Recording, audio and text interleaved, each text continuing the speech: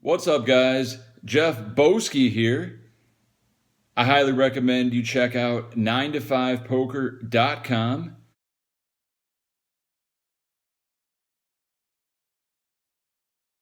Sign up for their email newsletter, and you'll have a chance to win 10% of one of your favorite vloggers in a World Series of Poker event.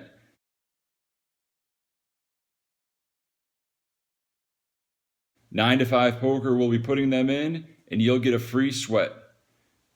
Check out 9 to 5 Poker, your one-stop shop for all things poker vlog related.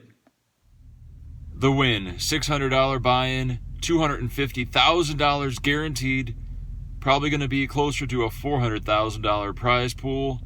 3 day one flights. I'm playing 1B because tomorrow I'll be at the AVN Expo. Hopefully come back on Sunday to be in the money and a final table for a huge 5-figure payday. I love playing at the Wynn. You should too. Make sure you check it out if you're in town. And of course, play on America's Card Room. Bonus code Boski. Let's bag and tag.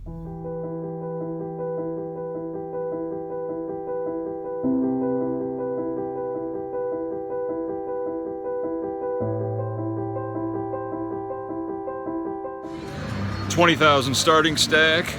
We're on second break. It's 420. Sitting on 7,000 chips. I lost every pot I played post flop except for one. C-bet, take it. Pretty brutal. Passed up on a few thin shove spots. First tournament at the Wynn, implying the big blind ante format. It has been a huge success. We're on day 1B. Everyone from day 1A loved it. I talked to the Wynn staff, and they will soon implement it in all of their daily and future tournaments. Like I said, it is the future. You heard it here first.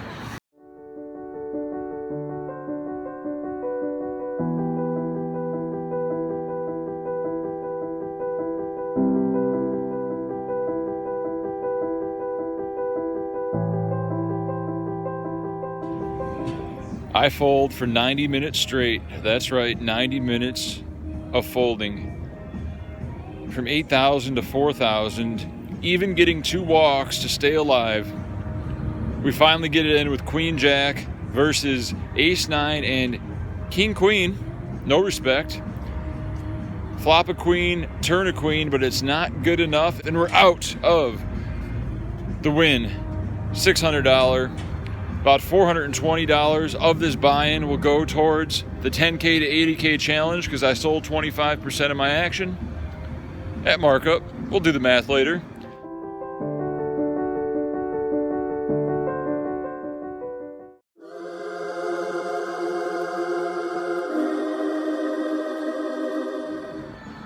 Spent 3 hours at the AVN Expo. Good times, lots of footage. Saw some familiar faces.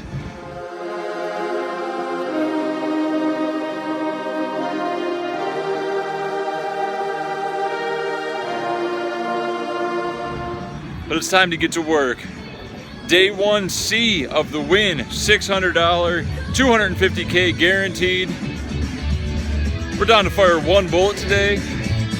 Still 25% sold to a friend for the bankroll challenge totals. Let's bag and tag around midnight.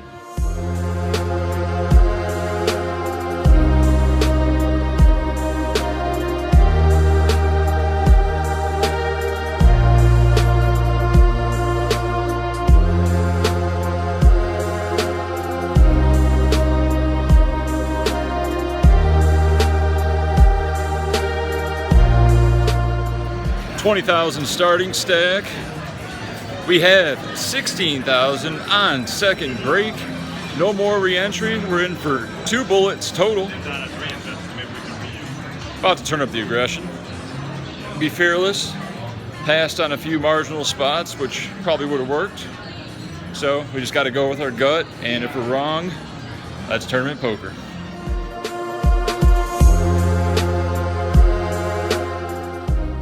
With blinds at 400, 800 with an 800 ante in the big blind. I have 16,000 and Ace King offsuit under the gun, so we put in the limp. Instead of raising and getting 3 calls, we can limp and back raise shove, circa 1992. Still works. There's another limp, and middle position shoves all in for 13,000. We're all in. You're good. Other guy folds, and we're up against pocket kings. It's okay. Plenty of aces left. The flop comes jack, 9, 8. The turn is a 7.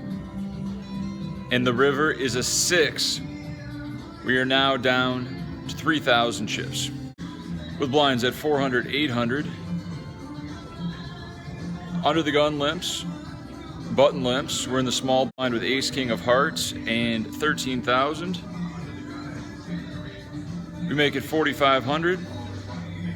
And under the gun shoves for 16,000. Easy call. We're up against pocket queens. The flop comes king, queen, 6. The turn is the 4. The river is a deuce. We're drawing dead. It doesn't matter. And we are out of the win. $600, $250K. Another $420 in equity down the drain. Bankroll challenge now at approximately $8,900 to work with from our original $10,000.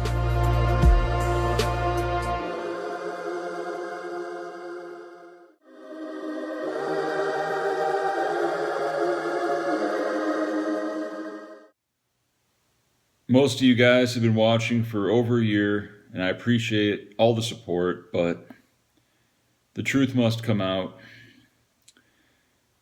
There's something you guys don't know about me. Something happened in Florida. I was 15 years old, and it's a day that I'll never forget. 64 players entered and only 8 remained. 3 matches were between me and $10,000. I was focused and determined. When the dust settled, there was only one winner.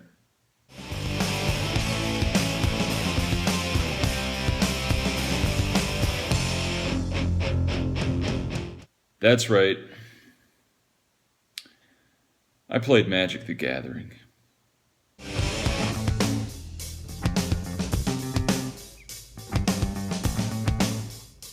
Not only did I play it, I became one of the best in the world.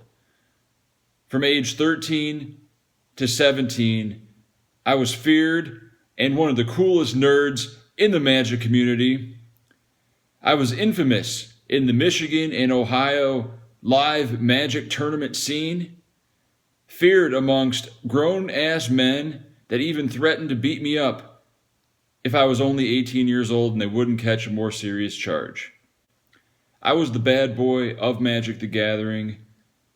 In the year 2000, 1 year after my Junior Super Series World Championship title, I sold all my Magic cards to pursue girls, alcohol,